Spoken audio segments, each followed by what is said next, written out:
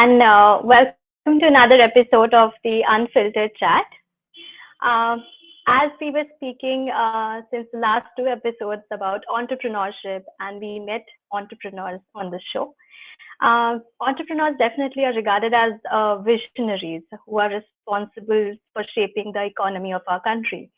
They innovate, they lead new ideas, they motivate us for future generations. But we always can question us that how does one become an entrepreneur? Like, does it happen overnight? Like an idea suddenly come crashing to them in their sleep, or it's a process, or it's an experience, like facing challenges and an urge to success or an urge to make their dreams come true. Today, to answer these questions and like we can ask these questions to somebody who has actually experienced it, who has made it come true.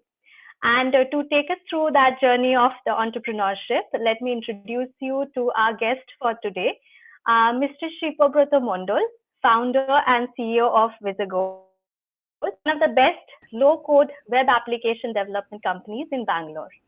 Hello, Mr. Shibabrata Mondal. How are you? Good. Thank you. Am I audible? Yes, you're Can you audible, hear me? and a very good evening, sir. Okay. Okay. So as yes, First of all, thank you, Shreyoshi and Brenium, for inviting me to this chat. Hope we will have a good chat today. yes, I'm even hopeful for that, and a very good evening, and thank you so much. Okay, so today, as I was mentioning, Wizergos, it's one of the best low-code web application development companies in Bangalore, and we just want to go back into a little bit flashback today. We're going to start our conversation from the past, actually, from how it started, your early professional life, basically. So, yes, so you started your professional career as a software engineer in Wipro in the late Right. 90s. And please, let us know that how does the experience and how is it different from today and, back then, the IT industry, how was it different from then? Right. See, I mean, when I joined the IT industry back in the late 90s, as such, I did not know what to expect, right? So that was a first job.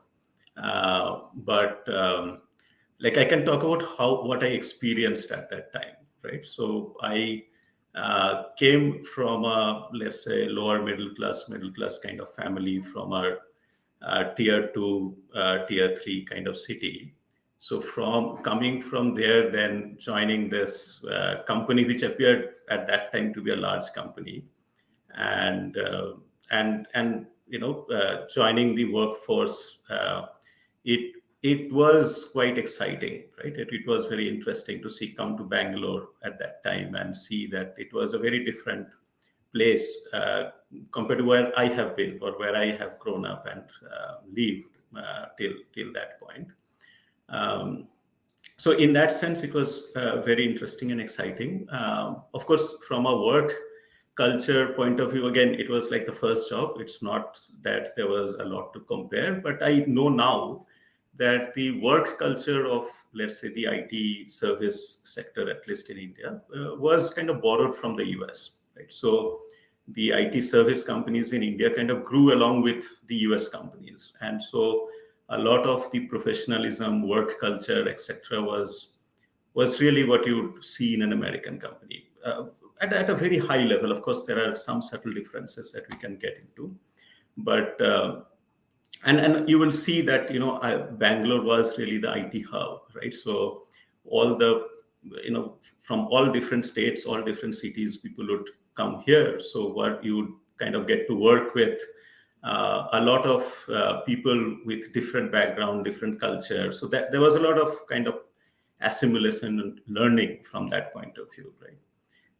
However, one of the experience at that time that I still remember is that we were like freshly minted engineers, starting our professional career in the IT sector.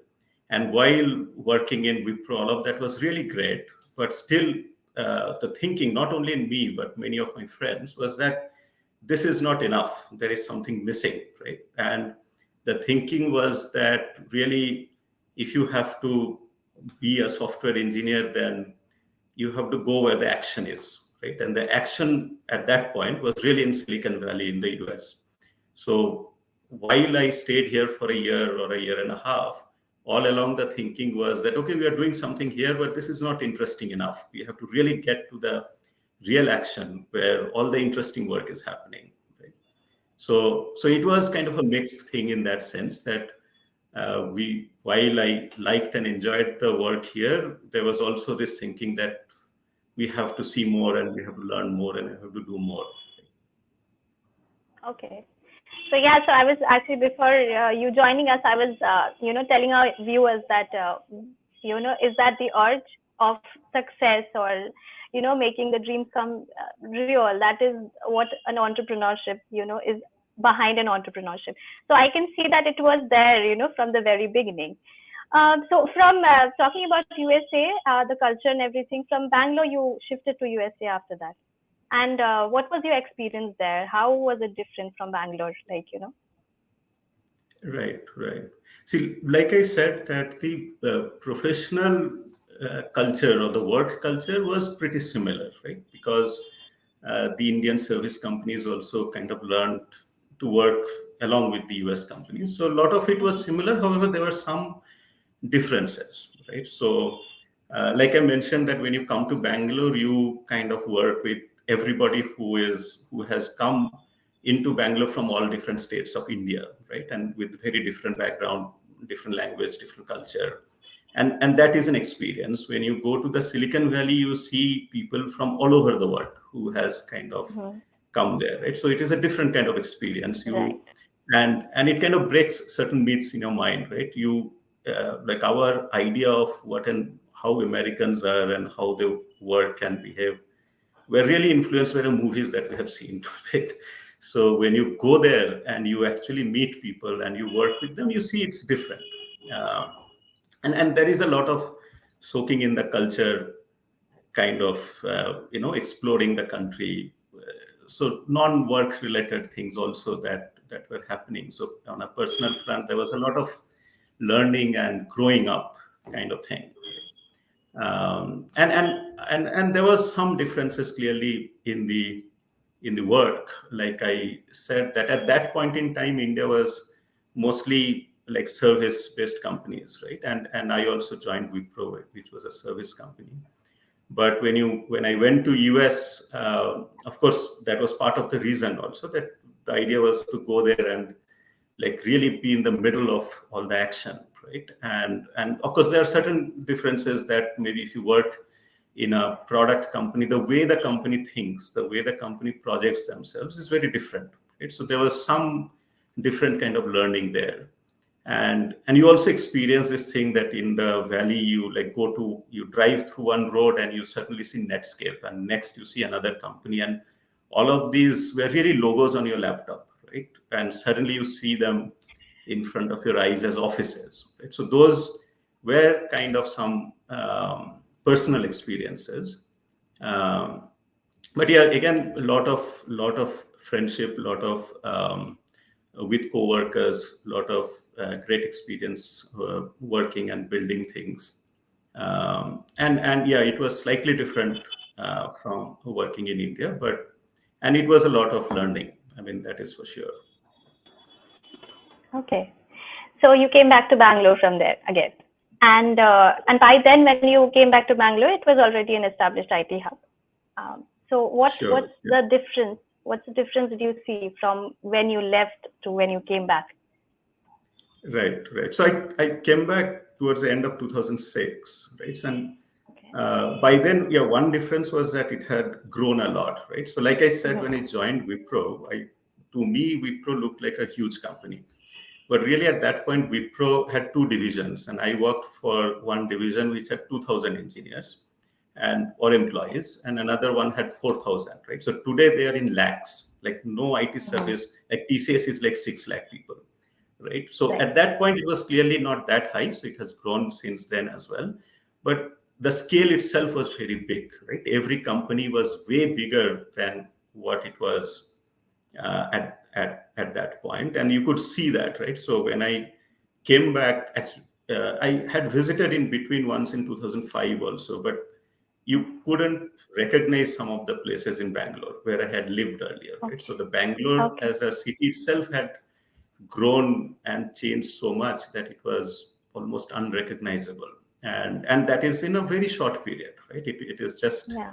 like few years, and Okay. similarly the companies had grown, and like the worst bad Mhm. side of it is like traffic, right? So traffic itself was very high, and compared to, let's say, my uh, first stint in Bangalore.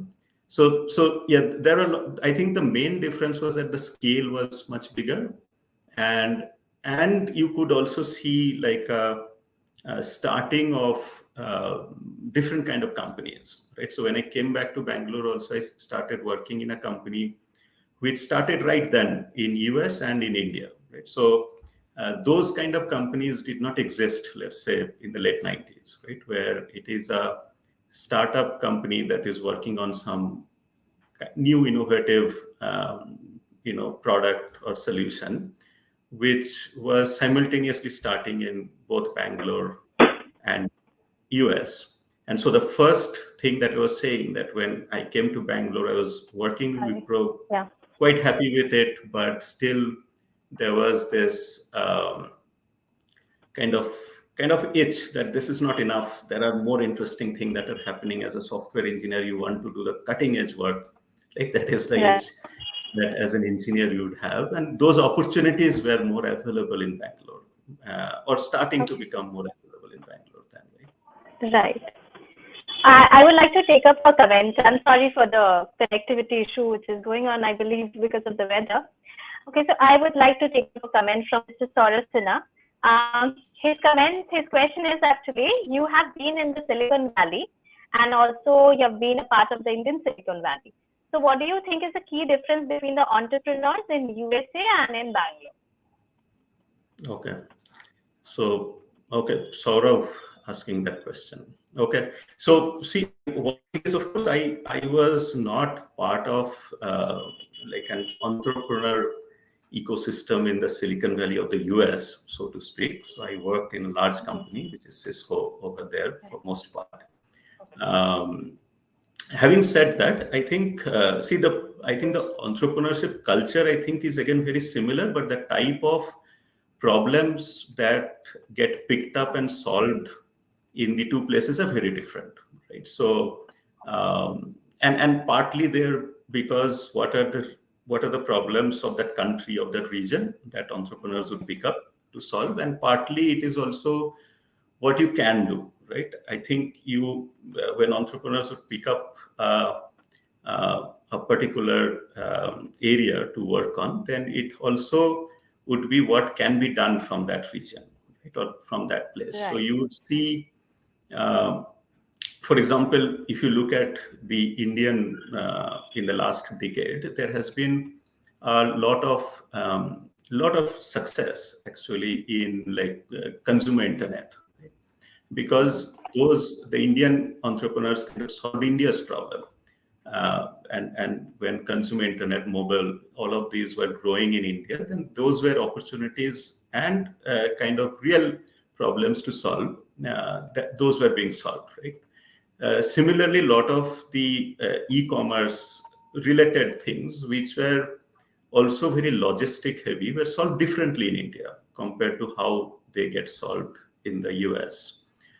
In the US, there were a lot of pure tech kind of startups, which has not happened in India as much. But I think that will happen slowly, because there has to be different kind of outcomes, right? So for pure, when you build a pure tech kind of company, which is also a little bit on the cutting edge, then probably M&A is one kind of exit, right? And M&A activity in India is still kind of small. It is very high in Israel, as an example, right? So they do build a lot of high-tech companies which get acquired. In India, that has not happened, but it can happen. And I think we are seeing some early signs of it. So while there are a lot of things which are similar, but the type of problems that we pick up are probably slightly. Okay, that's very insightful actually. So let's speak about the journey of your entrepreneurship. So so far, so it's about you being in Bangalore, going to US and coming back to Bangalore again, seeing a lot of changes in a very short period of time.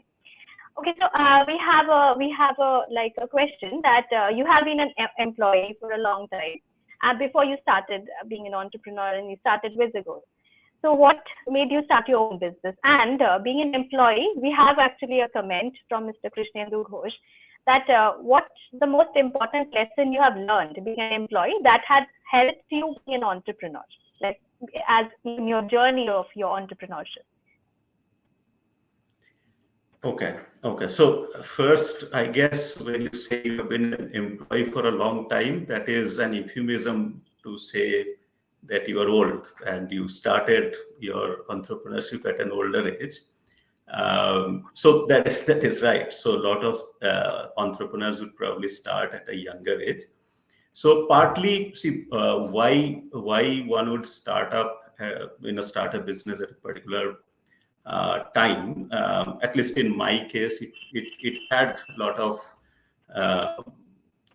like time and space kind of things coming together, right? So when I started my career and started in Wipro, later on different companies, then really at least initially there was no thought of starting up. Right? So one is at that point in time, the culture in India was also not like that.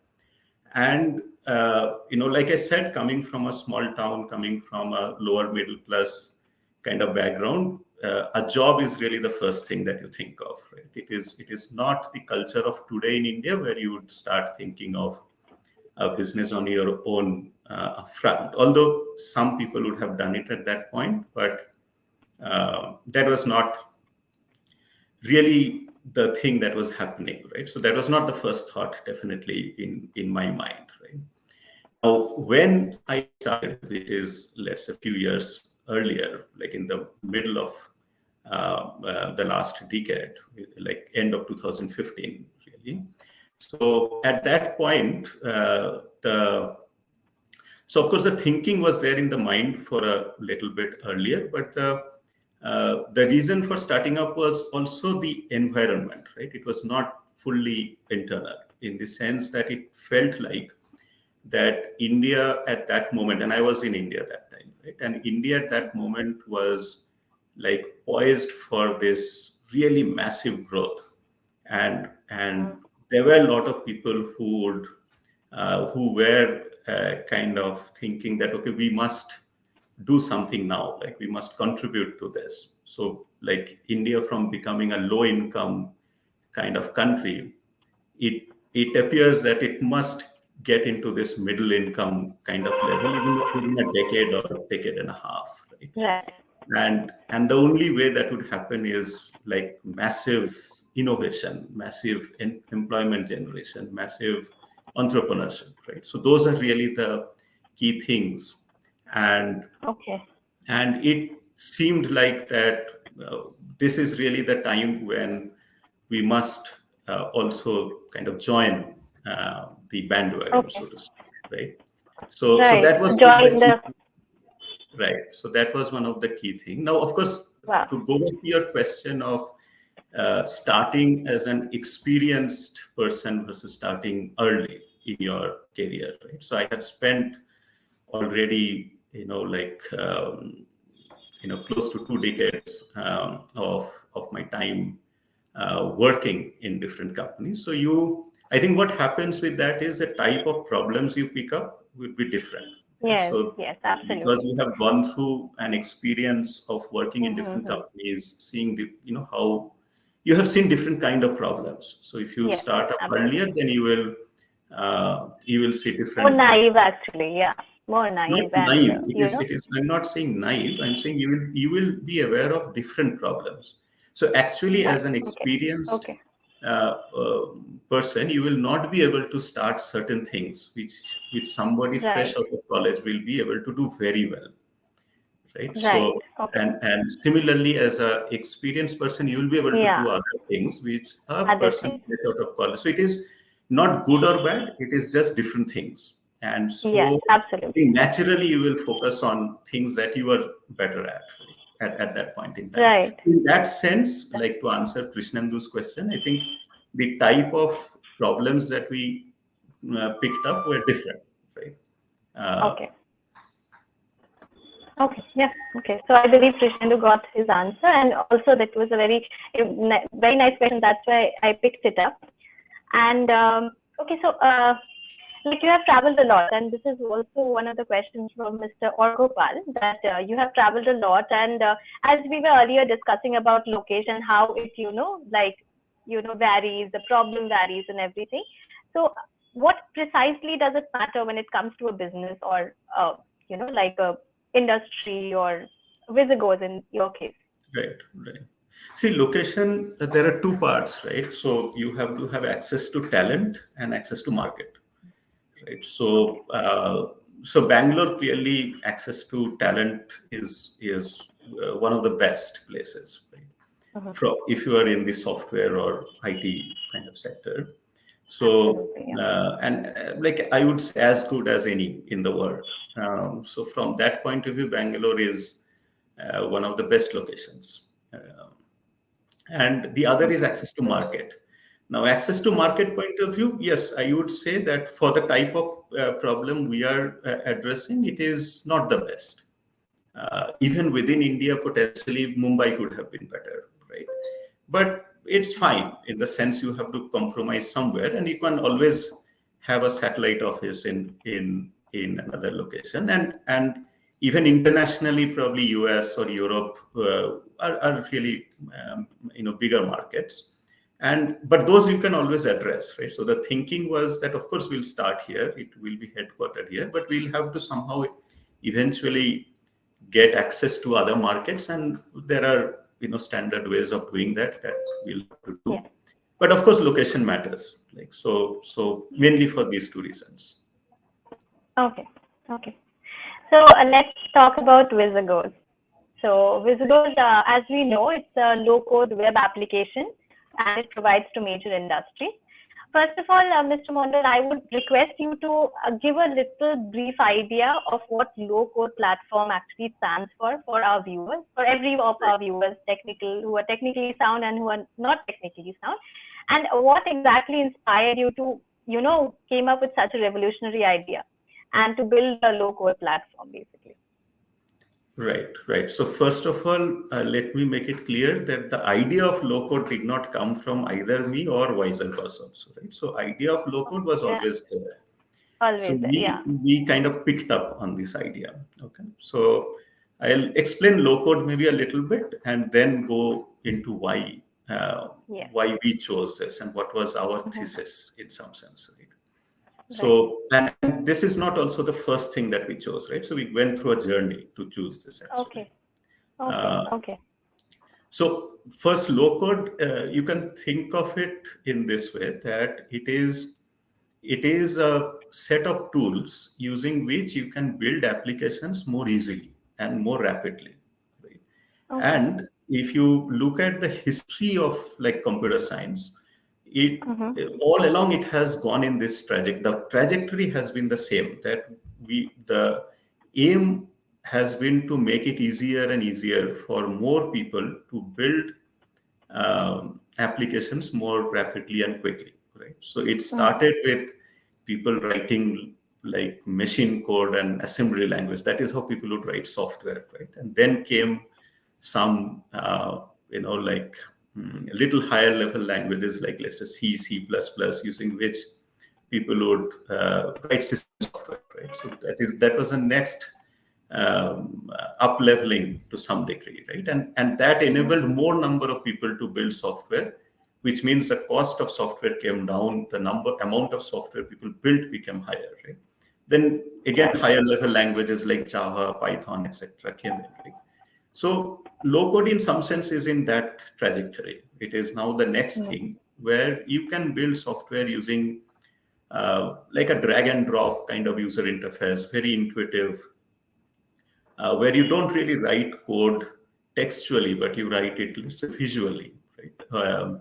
And similarly, capabilities of debugging, etc., that what the platforms would provide will make it more easier, right? So that's really the high level idea, right? And this idea has been there before us. Like I was saying, there are other companies also who have been working on this, but there are reasons why this is now becoming more prominent, right? And more companies are trying to do it, and there is a bigger market around it, and I can talk about those also a little bit as we move on. But then coming back to why, when we started, what was our thesis and why did we start on this particular problem, right? So, like I said, and partly it is also related to your experiences, right? So, if probably I had started fresh out of college, I would not have started on low code.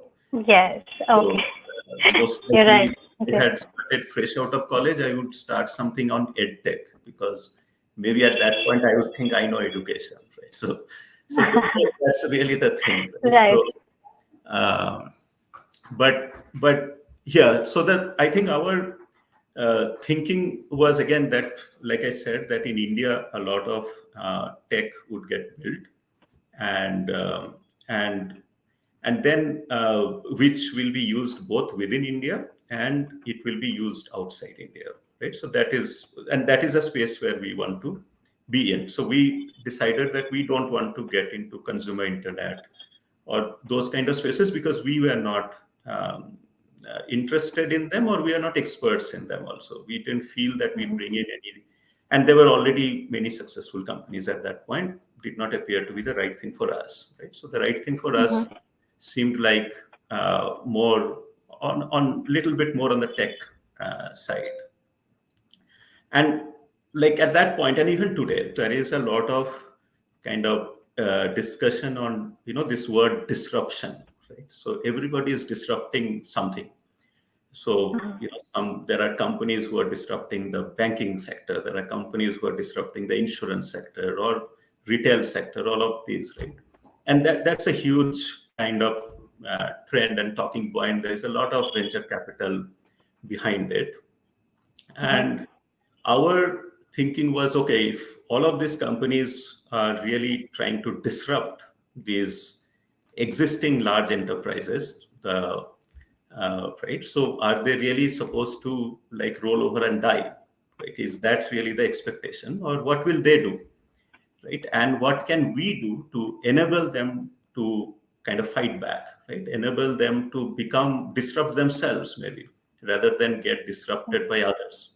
Right? So that was the high level thesis, that we would not want to be part of it's not like we want to build a company that would say that we are disrupting this sector or that sector. We would build technology and solutions and services which should enable the disruptees, so to speak, to kind of enable themselves to fight back the disruptors, right? That was the high level thinking, and the thinking was that there is such a large amount of economy, there is so much of GDP that is really these large companies across all sectors, that there should be a lot of value in helping the incumbents, so to speak, the existing enterprises, to not be disrupted, right? So to do it to themselves rather than let others do it to them, right? So that's the high level space in which we thought that there should be a lot of opportunity. And we also thought that given that Indian economy is also growing, that this opportunity we can also test out in India. That so before I think if you go back like 10, 15 years, people would not try to build a software company where they would want to sell to Indian enterprises, right? Because the thinking was that Indian enterprise will not pay you money to buy software. Right. But we again bet on the fact that will change, because we also wanted this ability to test our solutions in India first, because again, like I said, location wise we are present here, so access to market wise India is the best market for us, at least in the early stages, right? So that was a bet. So a lot of these bets you make, you really don't know whether they will pan out or not. But really, that was the thesis, that since Indian GDP is growing, there will be certain sectors where there will be a lot of acceptability of new solutions and software. Right?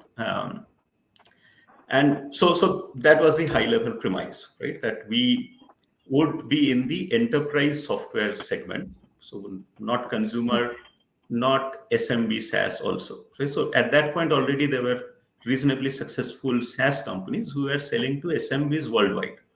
Right? So that was also a playbook that kind of had already played out, and we also thought that that is not something we'll try, because okay, there are already a lot of people doing it, and again there are certain reasons why we felt that is not our core area of expertise, right? That we will not be able to as successful. There are other kind of skills that you need, right, which we felt that we don't have.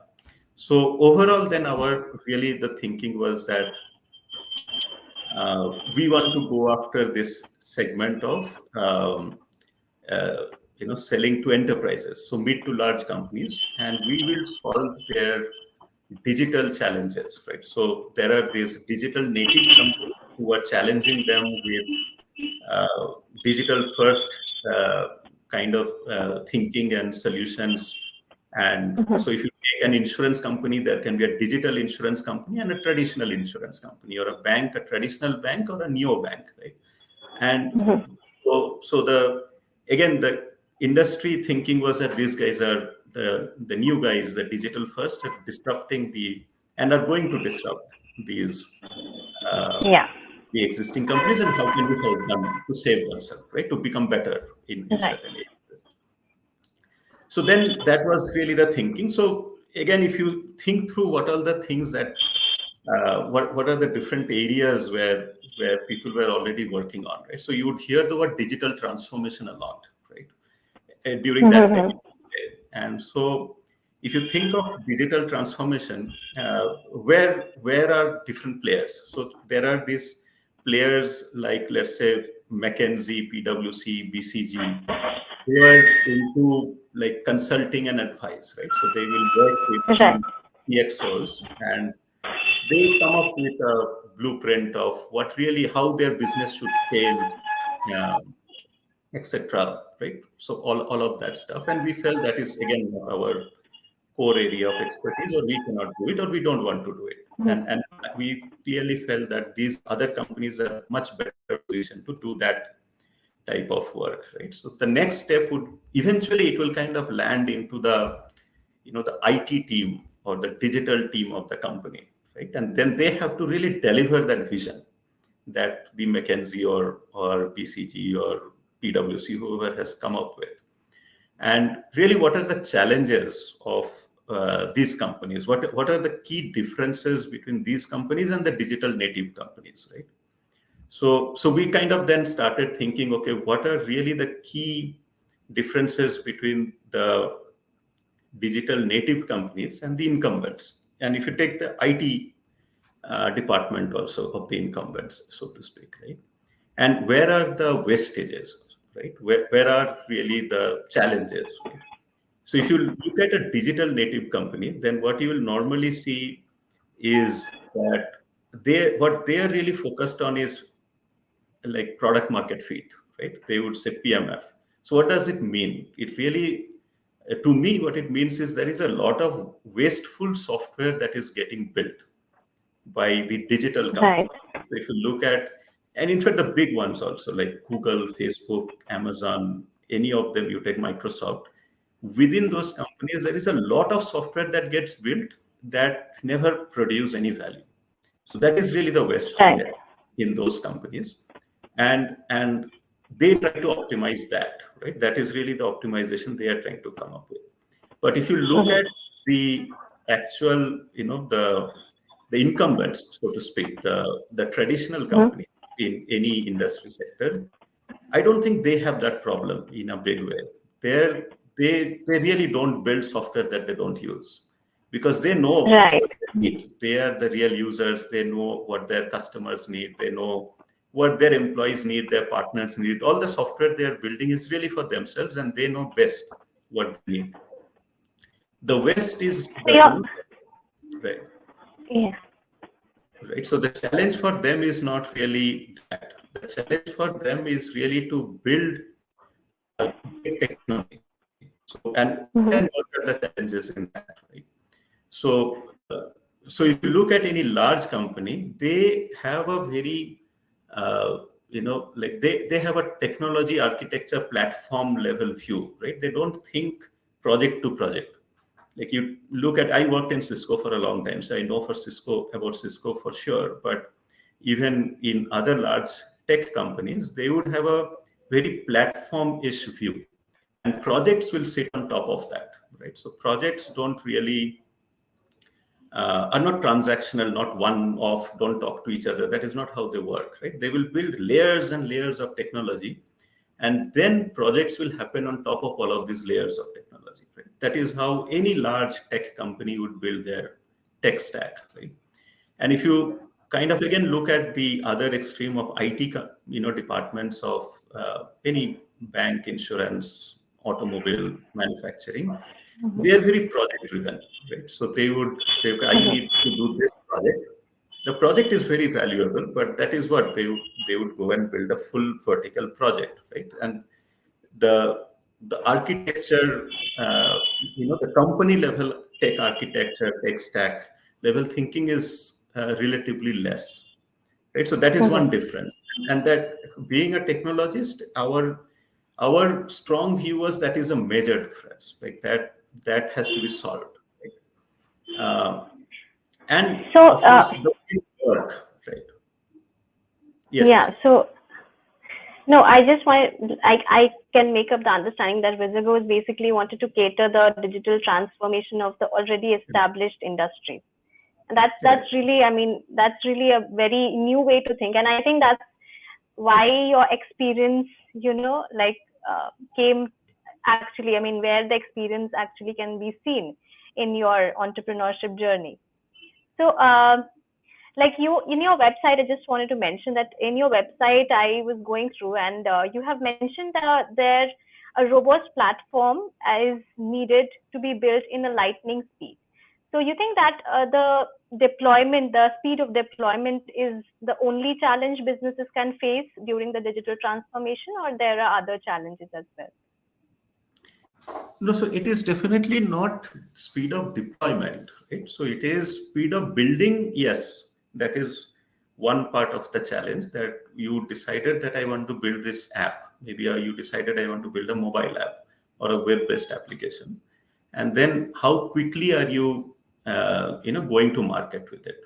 So Right, that is one right. of the challenge. And again, that is a challenge that we are trying to solve with low code, right? That you can go faster with Yes. it. But low code does not only solve that problem, right? So this earlier, what was describing that when larger tech companies think of a company-wide tech stack, tech architecture, then yes, they are thinking of reusability, right? They are thinking of Right. scalability. They are thinking of security. So when we are providing a low code platform, we are providing that, right? So we have already thought of scalability, and we have kind of built it in, right? It is baked in within the platform, so that every app that you build, you don't have to think of scalability.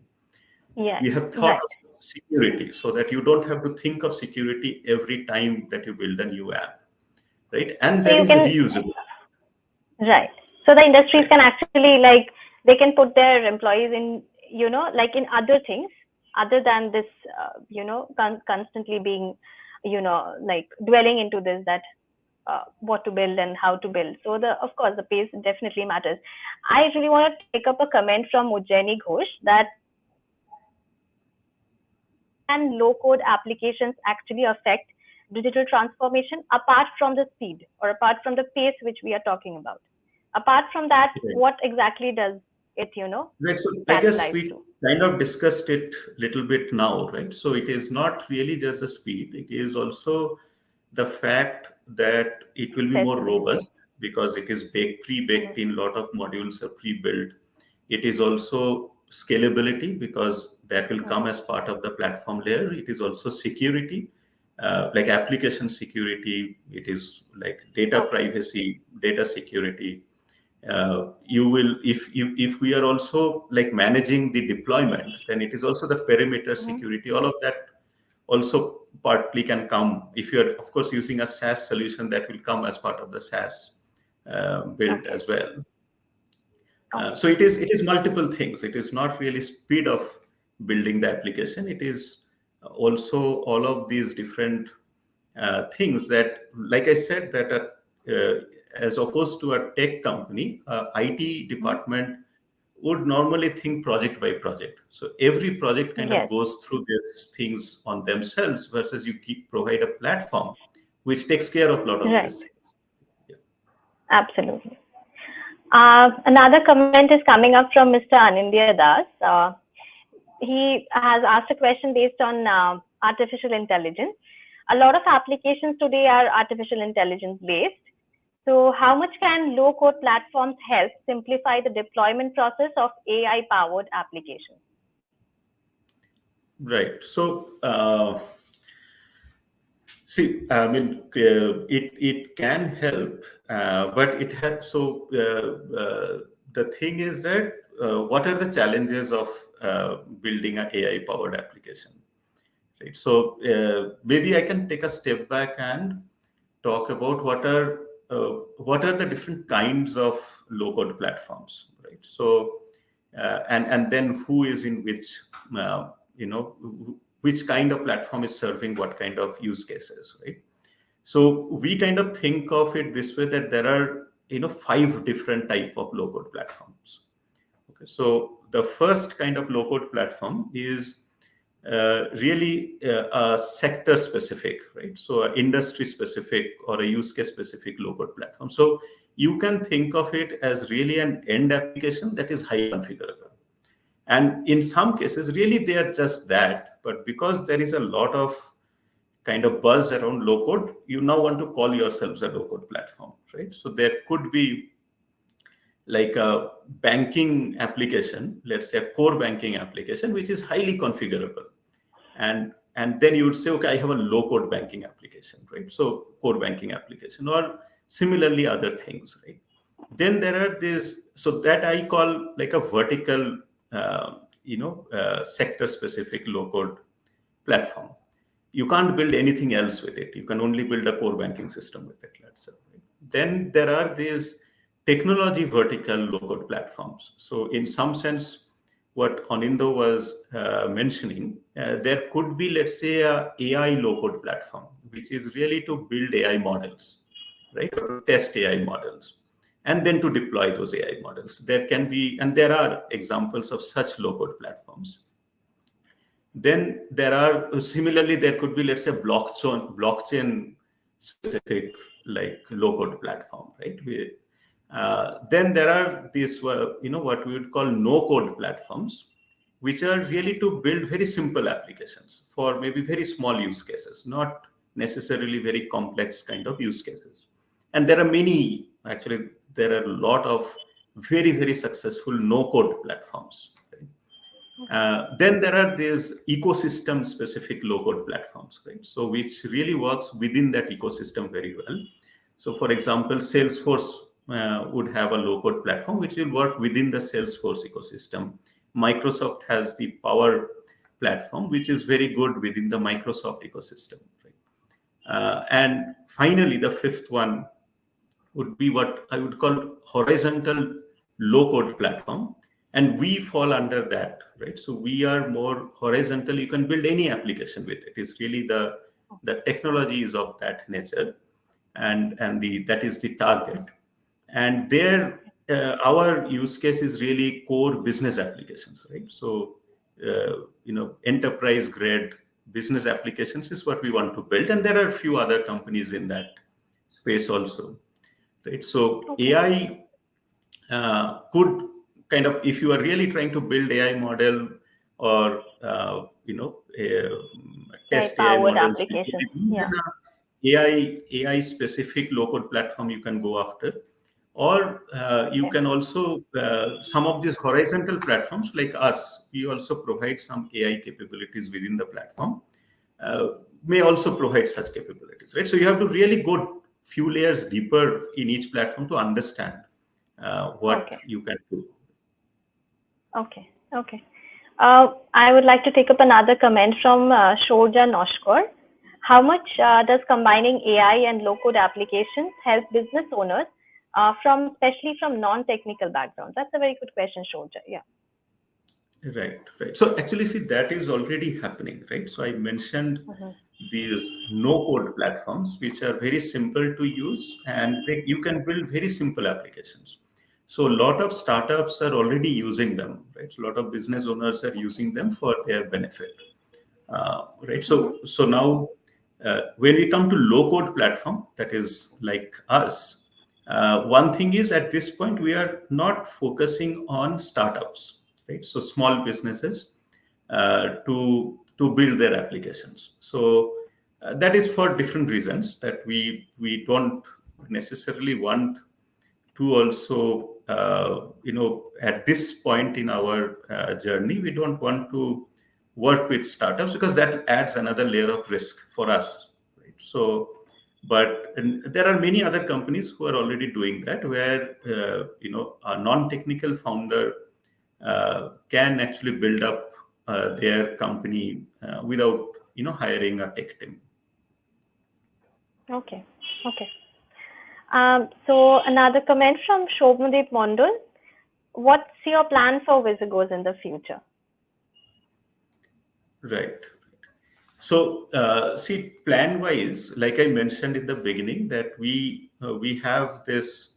The core idea of the company is really to build a set of uh, technology solutions, service in order to help the incumbents in the to become more digitally savvy, right? So that's really the idea. So there are a lot of things to still do in that space. So, and it is not just going to be low code platform, right? So in the low code platform itself, we have not really achieved our vision yet, right? So there are a lot of Okay. ideas that we have to build out. So on the like technology stack building side itself, there are a huge pipeline of things that we have to work on and build. So that is one area. Okay. Then, of course, the other area is also is the low code platform alone going to help the the traditional companies to become digitally more proficient? There are many other things to do, right? So in those areas also we have many ideas and thoughts that we want to explore, right? So that, because end of the day it is really, in our view, it is like people, process, and platform, right? Those are the three key things in which these companies are. Like if you take any, again, a tech first company, even the large tech companies versus the large enterprises, if you compare them how they are different, it is really people, process, and platform. So on the platform we spoke about a lot, and we think low code platform is a good way to kind of bridge gap, right? And similarly on the process side, there will be a lot of things that we can bring in such that these companies become much more efficient in the way they work, and also on the people front, right? So there are a lot of thoughts in that area. Of course, the other plan that I alluded to earlier also is that currently we are focused on the Indian market, and now there is some thinking or work that we are starting into exploring other markets. Hello, Mr. Moran. Am I audible this time? I'm so sorry, Yes, actually. I can hear you now. Yeah. Yes. Okay. Okay. I can hear you again. Okay. Yeah. So yeah, that's really amazing. You have like a lot of agenda going on, and I really, really wish you very good luck and your employees that you attain all your milestones. And one more thing I want to know from you that according to you, like how do you think the budding entrepreneurs will shape the future, the economy of our country? Yeah. Okay. So that see, like I said, that India is poised to move from this low income to middle income uh, kind of country, and for that, a lot of growth will really come out of the entrepreneurs. So if you look at the Indian current uh, GDP, so to speak, and kind of divide it up, then you will see that there are the first step is agri sector, but the agri sector contributes a lot less. Right? Now, if you think of GDP, you can think of it like a fraction, right? So there is a numerator and there is a denominator. In agri sector, I don't think the numerator really can grow rapidly, right? So we are already growing a lot of food, and we are food grains, and we are efficient with it. We don't really need to grow it any further. If anything, that has to happen, focus from one area to another, but the growth absolutely has to be less, should be less, maybe even. So what we really have to do is move people from the agri sector to other sectors. And so one of the key, so there are two ways to do that, right? So one of them is that have to move service. So software, that was a service. And so that needs education, right? So of course that will happen a little slowly maybe, but it is still happening. The other way is really to move to the manufacturing sector, right? So there, clearly entrepreneurs can bring in a lot of things, but also has to do stuff, and that's happening, right? That there is a lot of push towards growing the manufacturing sector. So entrepreneurs can clearly help in that, and there will be a lot of opportunities for entrepreneurs in that, right? So when a big sector, for example, the Indian government currently is really trying hard to set up the semiconductor sector in India. So that maybe will be done through a lot of PLI schemes by the government, but then there will be a lot of opportunities for entrepreneurs too, in a lot of ancillary areas, right? So those things, that void has to be filled up. So in order for us to grow into that middle income, we have to move people from agri to other sectors, and that will happen through entrepreneurship. And we see a lot of that is already happening. Okay, that's very thoughtful of you. Any one last message for the budding entrepreneurs again, and any message regarding the way they should, take up the challenge and navigate through the difficulties which they are going to face during their journey? Okay. So see, I am not very big on giving advice. So I guess if there is one advice I want to give to us is to not take advice very lightly. Like don't, especially not from people like me or from a podcast like this, because so really, in a more serious note, the advice when people take, they should look at advice can come in two different ways, two distinct ways, right? So one is generic advice, but that should come in a very structured and well thought out manner, where there is a Right. framework that has been laid out, and says, because every entrepreneur will have their own journey, very distinct from everybody else. So just Absolutely. copying ideas from any other people's experience will not help, right? Or it may be even dangerous. And of course, the other one is one-on-one, right? So when people are talking to you one-on-one, spending weeks together with you, understanding what you are doing, what you are solving, and then through that discussion, a lot of great ideas may come. So that is another way of kind of taking advice. Okay. That's very structured actually. I mean that's very mindful also. And Right. So actually, I will give you an example of yeah, how sure. you can think about it. So have you heard of Paul Graham? Like he's from Silicon Valley, or Yeah, maybe Y Combinator, right? I've heard his So name. Yeah. Yeah. right. So he is a founder of Y Combinator. So he actually does both the kinds that I talked about, right? So you will see that he writes a lot of essays. So, and some of his essays are really, you can think of them as an advice to entrepreneurs, right? But those essays, you will see that he will come up, he'll set a framework, he will lay out the assumptions, he will tell you how to think. He will not tell you essentially, or how what he is thinking and how you can apply those similar framework or similar thought with all the assumptions. What should you track? It's a detailed thing, which is generic advice broadcast to everybody, right?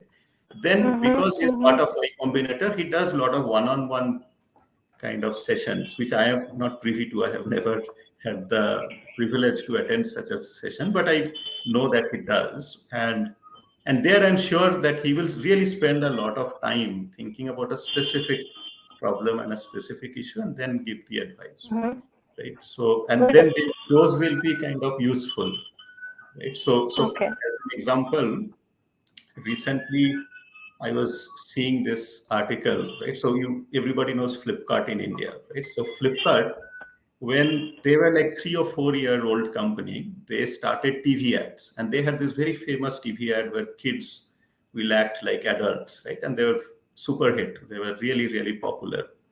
So before Flipkart, I think there was no example of any startup who is just 3 or 4 year old who do TV ads, right? Nobody in US, none of these big tech companies in US had ever done that. Right? So if they had taken advice from all these people who were, let's say, entrepreneurs in US, because of course when they started there were not many in India, then they would not have done that, and that would have been a mistake. This probably the ads that they did in TV was actually probably one of the critical reasons of their success. Right? So you have to think of the problem you have and come up with the solution and not necessarily copy from others.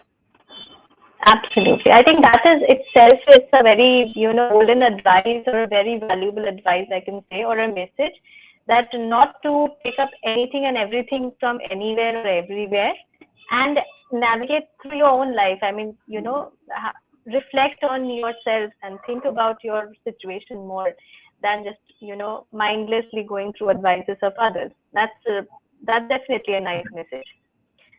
Okay, so sadly, the session has come to an end, and I loved speaking to you, and it is so inspiring and so insightful at the same time, that the way you actually have, connected your entrepreneurship journey with the growth of the country. That is one thing which I'll take from this session, that everybody, actually, all of us, whoever, and especially people who wants to take up entrepreneurship as their career, as their profession, should always think this way. And it's very inspiring again, and it's encouraging for all of us, definitely. So we wish you all. Yes, sorry. No, just was saying thank you. Thank you for inviting me again, and I enjoyed this conversation immensely. And most welcome, Mr. Mondal. Okay, and also we want to wish you all the very best for Wizergos, for all the agendas which we talked about today, and wish you a lot of success and also a very nice day ahead. And thank you so much again, Mr. Mondal. Yep, thank you. Yeah, good evening. Okay, so that was Mr. Shibabrata Mondal, founder and CEO of Wizergos. It was a very inspiring session. Lots and lots of new, information he shared, so many, especially on AI and low-code platforms. And it was very motivating the way he thinks about the country, the future, and overall. And also, I hope all of us who have joined us today in the session, thank you, everyone. And I hope we have answered all of your questions. I'm really looking forward to catching you on the next session. And do not forget to follow us on all our social media handles. The links will be in the description below. A very good night, and bye, everyone.